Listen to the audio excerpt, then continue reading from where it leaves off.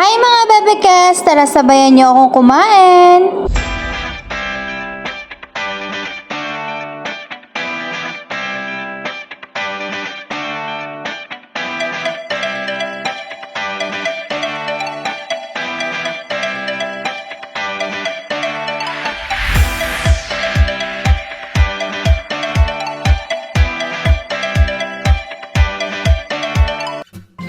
Bebekes, for today's video nga ay nakatanggap tayo ng food galing Pilipinas. Actually, nung last week pa siya dumating, kaya lang ngayon ko lang nakuha. Syempre, masyado tayong busy at medyo tinatamad rin. Yun. So, bago ang lahat, taste check. Yan naman, may sumpa ako. Hayaan nyo na. Una, nagbigay siya ng beef, hot and spicy. Siyempre, kung may hot and spicy, mayroong hindi spicy. Next natin is pancit canton. Though may pancit canton naman dito sa Dubai, kaya lang, same lang. Kaya lang, parang mas bet ko yung sa Pilipinas. Siguro nakasanayan ko na rin.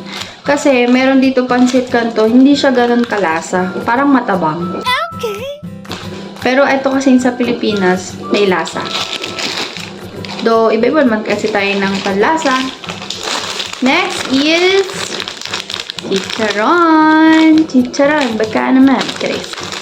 Yung chicharon, masarap dito iulam. With bagoong and kamatis. Tapos may kasamang mga nilagang gulay like mga talong, nilagang okra. Nakakamiss talaga sa Pilipinas, no? Lalo sa probinsya. Siyempre, hindi mawawala ang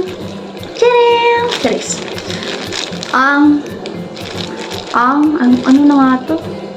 Daing? Daing. Oh, daing. Daing siguro to. Pero parang hindi daing. Oh, yun, daing. Piling ko naman daing. Sarap to, no? Lalo pang umagahan, tas sa probinsya, mahangin, maraming puno, dun kakakain. Tapos nakakamay, nakataas yung paa mo. Siyempre, kung may daing, may tuyo. Kaya tara, iluto na natin to.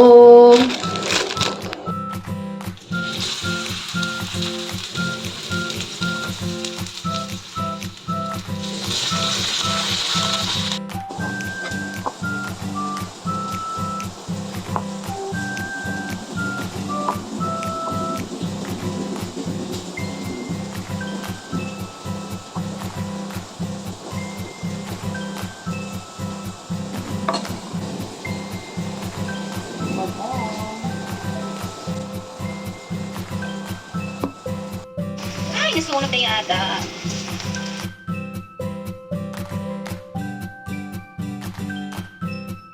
Ay, kain na. Diba? Parang siyang didaing. Tapos yung tuyo parang masusunog pa. Okay lang. That's it, guys. Meron ba ako man? Ganda. Ow! Mawala ang chicharon.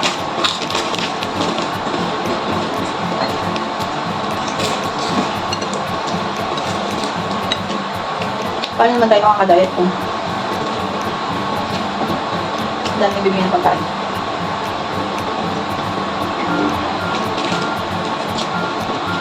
Mas sarap pa sana itong may mga nilagang talong.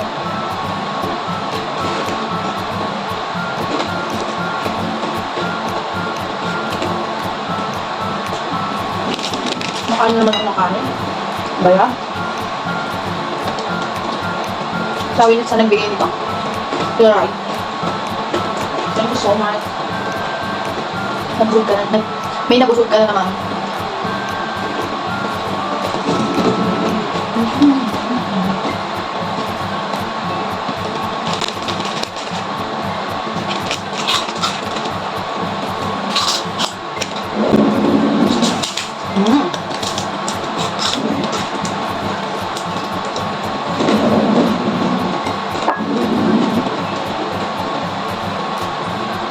Dito sa akin.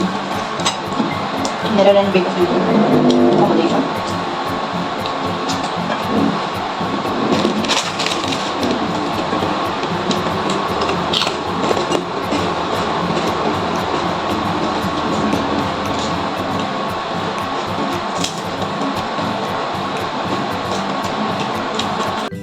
Tatapusin ko na nga tong video na to mga bebekes. Kasi naman gusto kong enjoy tong pagkain ko ng chicharon. Yun lang. Thank you for watching. Bye-bye!